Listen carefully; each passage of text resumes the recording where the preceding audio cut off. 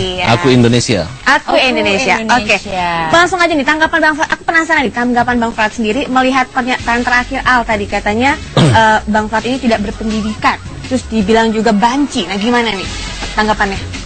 Khusus tanggapan menghadapi anak-anaknya Ahmad Dhani itu saya tidak mau terlalu komentari.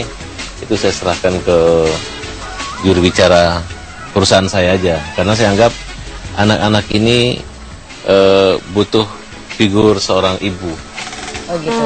Jadi kebetulan Ibu Regina akan mewakili perusahaan musik dan kantor hukum saya untuk menghadapi komentar maupun tantangan tinju dari mereka. Tapi kalau tanggapan-tanggapan misalnya ada kaitan dengan mobil terbang, janji Dhani, bangkrut dan lain sebagainya, saya akan jawab sendiri. Jadi sekarang Bang Farhad menunjuk Mbak Regina sebagai juru bicara khusus untuk kasus ini aja, atau memang selalu dengan kasus-kasus yang lain memang jubirnya Bang selama Farhad? ini saya nggak pernah menggunakan juru bicara, tapi untuk menghadapi anak-anak, saya anggap anak kecil ya, baru 14 tahun, apalagi yang sempat nabrak 7 mati, jadi menurut saya nanti tanggapannya kurang bagus. Oh gitu. Ya, tapi kalau menghadapi Dhani ataupun Deddy Corbuzier, ya saya pasti menghadapi sendiri. Tapi kenapa justru anak kecil gitu, kenapa harus dihadapinya dengan seorang jubir gitu? Kenapa bukan dihadapin langsung dengan seorang Farhad Abbas gitu? Ya menurut saya bapaknya kan udah nggak mau nongol lagi, sudah malu ya, karena janji mau sekolahkan orang sampai S3, sekarang ngaku bangkrut gitu. Jadi anaknya yang disuruh ngomong. Oh gitu. Tapi jadi kalau ngomongnya pun menantang saya untuk melakukan tanding tinju di ring tinju. oh gitu. Kalau saya tidak datang, katanya saya banci. Gitu. Ya menurut saya, dia mengatakan saya berani dunia maya. Ya saya pengacara di dunia maya dan di dunia maya juga. Saya pengacara ibunya loh. Jadi kisah ini memang sudah kisah lama. Kisah lama yang terkuak kembali gitu ya. Dulu anak-anak ini disuruh pilih ibunya atau uang, dia pilih uang. Jadi ibunya sama sekali nggak dihargai sama mereka. Tapi setelah kena musibah ini baru mereka merasa ada peran ibu gitu, ibu Maya gitu, peran bundanya ya.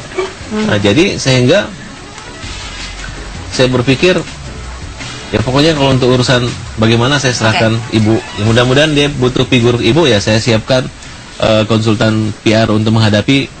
Ya mungkin bagaimana lebih menghadapi anak-anak, ya jangan sampai nanti saya disalahkan lagi bagaimana menyerang anak-anak kira-kira seperti itu. Oh gitu. Tapi kalau misalkan kalau kita sempat baca di Twitter nih, ada Bang Farhad bilang katanya miskin nanti bisa ada di pinggir jalan. Kenapa bisa terlontar kalimat itu gitu loh? Ya, sempat kepikir nggak sih, maksudnya ketika Bang Farhad mengatakan itu bisa menyakiti hati bunda juga gitu, bukan hanya anak-anaknya gitu. Begini, saya tuh jujur aja, saya marah dan saya mengajak seluruh Indonesia untuk marah terhadap Dhani Ahmad. Kenapa? Dia membiarkan anaknya membawa mobil tanpa izin, kemudian mobil itu terbang, kemudian nyawa 7 itu. Itu menurut saya bukan hal-hal yang lelucon, bukan kita menganggap Dhani ini korban, tapi justru dia mengorbankan orang. Saat ini posisi Dhani itu posisi yang dia aman-aman aja, masih bisa membiayai anaknya, anaknya masih bisa dikasih mobil baru. Tapi 7 korban ini, coba bayangkan kalau kita buka lagi apa isi perjanjian pernyataan dari Ahmad Dhani dengan membayar DP 50 juta. Apa kata Dhani kepada seluruh Indonesia bahwa Dhani ini akan membiayai anak-anaknya sampai S3. Apa kata mereka? Tiba-tiba dia di televisi mengatakan dia bangkrut. Nah, berarti sini sudah muncul picik gitu. Piciknya dalam arti licik. Sehingga menurut saya mungkin saat ini korban-korban itu belum berteriak, tapi satu saat mereka akan ngomong. Korban-korban dikatakan, lu udah terima duit 50 juta, anak saya masih sidang, saya tidak mampu biaya, mau apa lu? Mau apa kalian? Tapi menurut saya harusnya anak-anak Dhani ini fokus kepada ayahnya. Jangan mengatakan saya banci kalau tidak mau bertinju dengan anak kecil. Justru kalau ayahnya tidak menepati janji, itulah banci yang sesungguhnya. Itu menurut versi saya.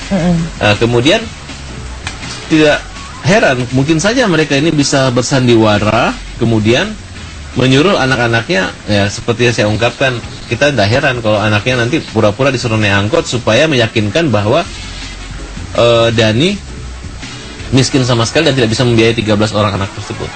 Gitu. Nah sekarang kan bisa diteliti, Dani ini investigasi punya rumah, kemudian ada lapangan futsal di sampingnya, ya kan?